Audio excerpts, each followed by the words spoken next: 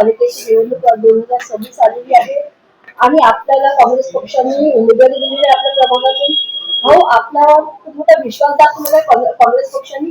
आपण कसे आभार मानाल, काय आपले शब्द व्यक्त कराल? सर्वप्रथम तर या शहराचे सन्माननीय अध्यक्ष विकासभाऊ ठाकरे यांनी जी उमेदवारी दिली त्याबद्दल सर्वप्रथम मी त्यांचे आभार व्यक्त करीन. जो त्यांनी विश्वास ठेवला आणि या प्रभागामध्ये मागच्या 5-6 दिवसापासून प्रचार करत असताना नागरिकांचा असा भरपूर सहयोग प्रतिसाद आमच्या या प्रभागातील 4ही उमेदवारांना मिळतोय. कारण की जनतेमध्ये जात असताना, मतदारांपर्यंत जात असताना एक असं लक्षात आलं की मागच्या आधी म्हणजे मागच्या कालावधीमध्ये जे भाजप सरकार आहे तर यांच्या कार्यकाळामध्ये वाढलेले टॅक्सचे दर, पाण्याचे बिलांचे दर आणि आतमध्ये जे वस्त्यामध्ये जे काही कामे, जे काही सुविधा नागरिकांना पाहिजे होत्या त्या सुविधा अजूनपर्यंत झालेल्या नाही. मतदारांना, नागरिकांना काय पाहिजे हो? त्यांना दैनंदिन लागणाऱ्या ज्या काही गोष्टी आहेत, जसं साफसफाई चांगली असली पाहिजे, पाणी नियमित मिळालं पाहिजे, कचरा उचलणारे आले पाहिजे, त्या सर्व छोट्या छोट्या गोष्टी आणि आतमध्ये वस्तीमध्ये सिवरेज प्रॉपर राहिली पाहिजे, चेंबर दुरुस्त झाले पाहिजे, ड्रेनेज सिस्टम प्रॉपर राहिला पाहिजे. त्या सर्व गोष्टींकडे दुर्लक्ष झालेलं आहे.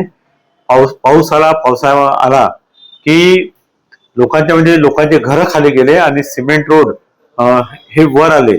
जे नियोजनाचा अभाव असल्यामुळे आज सर्व जनता, सर्व नागरिक हे त्रस्त झालेले आहे आणि त्यांनी ठरवून टाकलं आहे की येणाऱ्या दिवसामध्ये ह्या निवडणुकीच्या माध्यमातून परिवर्तन हे करणार आहे. परिवर्तन हे नक्की होणार आहे आणि जे काँग्रेसचे 4ही उमेदवार आहे यांच्या पंजा चिन्हावर टप्पा मारून ते 4ही लोकांना विजय करणार आहे. भाऊ, आपल्याला जनता खूप आपल्या भरपूर प्रेम दाखवत आहे आणि जनतेचा आपल्याला भरपूर प्रेम मिळत आहे आणि प्रतिसाद पण चांगलाच मिळत आहे. हो, जनतेसाठी आपण काय मिळाल आणि त्यांना कुठे आश्वासन द्याल? नाही, निश्चितपणानं की मागच्या 4 वर्षाच्या कालावधीमध्ये नगरसेवक नसताना सुद्धा मी सातत्याने सर्व त्या नागरिकांच्या प्रभागामध्ये संपर्कात राहिलो.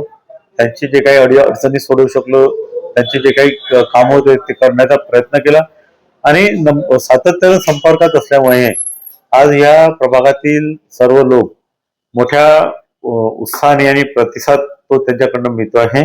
आपल्या चॅनलच्या माध्यमातून मी एवढं सांगेन की येणाऱ्या 15 तारखेला आपण आमच्यावर पुन्हा एक वेळ विश्वास ठेवून या प्रभागामधील काँग्रेसच्या 4ही उमेदवारांना आपण विजय करा. आपली जी काही राहिलेली कामं आहे निश्चितपणाने आम्ही पूर्ण करू, एवढं मी आपल्या चॅनलच्या माध्यमातून सांगतो. भाऊ, मागची जी विधानसभा निवडणूक होती त्यामध्ये आपल्या पक्षांनी वोट चोरीचा आरोप लावलेला होता. भाऊ, आपल्याला काय वाटतं या निवडणुकीमध्ये वोट चोरीचा आरोप लागेल की काय सरळपणे राहील, काय आपल्याला असं वाटतं?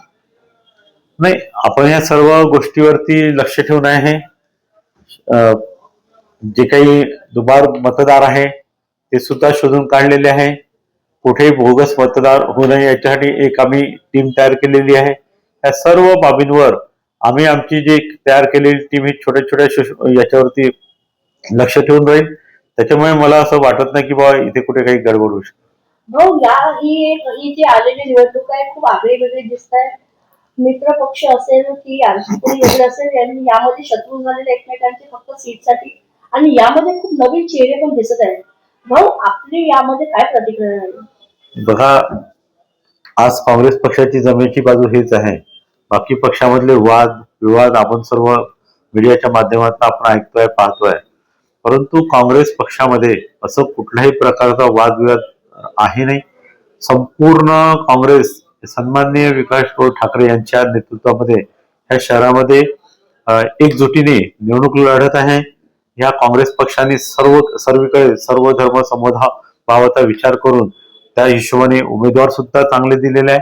त्याच्यामुळे ह्या वर्षी परिवर्तन होऊन या शहरामध्ये काँग्रेस पक्ष हा नक्की विजय होईल.